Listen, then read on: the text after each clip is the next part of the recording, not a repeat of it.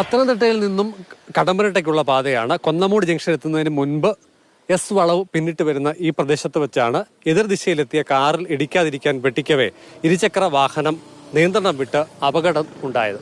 ഇത് നിരന്തരം ഇപ്പോൾ ഇവിടെ അപകടം. ഇന്ന് രാവിലെ തന്നെ ഇവിടെ ജോലിക്ക് പോയ 2 പിള്ളേർ ഒരു കാറ് പോകുന്ന കണ്ട് അത് വെട്ടിച്ച് നേരെ വന്ന് ഇതിനകത്ത് വന്ന് ചാടി. വളരെ ഭാഗ്യം കൊണ്ട് അവർ രക്ഷപ്പെട്ടത്. ഉന്നത നിലവാരത്തിൽ നിർമ്മിച്ച ഒരു റോഡാണ് KSTP. പക്ഷേ ഇപ്പം ഈ മാസം തന്നെ മൂന്നാമത്തെ അപകടമാണ്.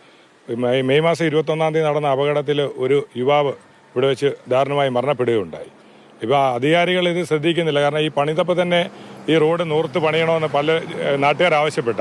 പക്ഷേ അന്ന് അവർ ഗവനിക്കാതിരുന്നതിൻ്റെ ഫലമായിട്ട് ഇപ്പം നിരന്തരം അപകടങ്ങൾ ഉണ്ടാകുന്നതും ജീവഹാനിയൊക്കെ ഉണ്ടായിക്കൊണ്ടിരിക്കുന്നത്. നിയന്ത്രണം വിട്ട ഇരുചക്ര വാഹനം ഈ ഗ്യാപ്പിലൂടെയാണ് ഏറെക്കുറെ 7 അടി താഴ്ചയുള്ള ഈ വീടിന്റെ മുറ്റത്തേക്ക് വീണത്. CCTV ദൃശ്യങ്ങൾ പ്രകാരം രാവിലെ 9:55-നായിരുന്നു അപകടം.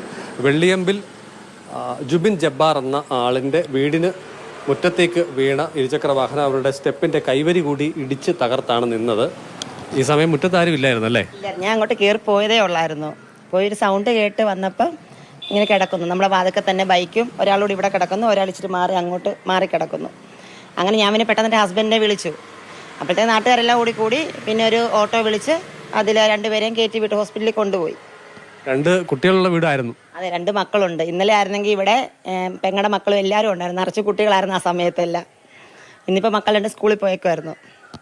വീഴുന്ന സൗണ്ട് കേട്ട് വന്ന് നോക്കിയപ്പം ഈ അപകടത്തിൽ പരിക്കേറ്റവർക്ക് എഴുന്നേറ്റ് നിൽക്കാനൊക്കെ കഴിയുമായിരുന്നോ?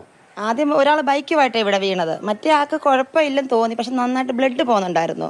അങ്ങനെ ആ പുള്ളി എണ്ണിച്ച് വന്ന് ഞാൻ പിന്നെ വെള്ളം എല്ലാം കൊടുത്ത് മുഖം എല്ലാം കഴുകി കഴിഞ്ഞപ്പോഴത്തേക്ക് വീണ്ടും ബ്ലഡ് പോയിക്കൊണ്ടിരിക്കുകയാണ്. അങ്ങനെ കുടിക്കാൻ വെള്ളം കൊടുത്തിട്ട് പോലും പുള്ളിക്ക് വെള്ളം കുടിക്കാൻ ഒക്കുന്നില്ല, ബ്ലഡ് പോയിക്കൊണ്ടിരിക്കുമായിരുന്നു.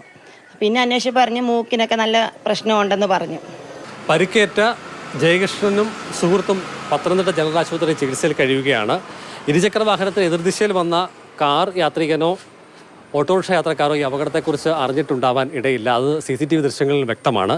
ഒരുപക്ഷെ ഇത് വാർത്ത ആയതിന് പിന്നാലെ ഒരുപക്ഷെ ഈ സംഭവത്തെക്കുറിച്ച് എന്തെങ്കിലും സൂചന ഉണ്ടെങ്കിൽ തന്നെ അവർ രംഗത്തേക്ക് വരാനുള്ള സാധ്യതയും കുറവാണ്. കഴിഞ്ഞ മാസം 21-ാം തീയതി ഈ സ്ഥലത്ത് തന്നെ കാർ ഇടിച്ച് സ്വകാര്യ ബസ് ഡ്രൈവറായ ആൾ മരണത്തിന് കീഴടങ്ങിയിരുന്നു. ജയേന്ദ്രൻ പുല്ലമ്പാറയ്ക്കൊപ്പം CK അഭിലാൽ, മാതൃഭൂമി ന്യൂസ്.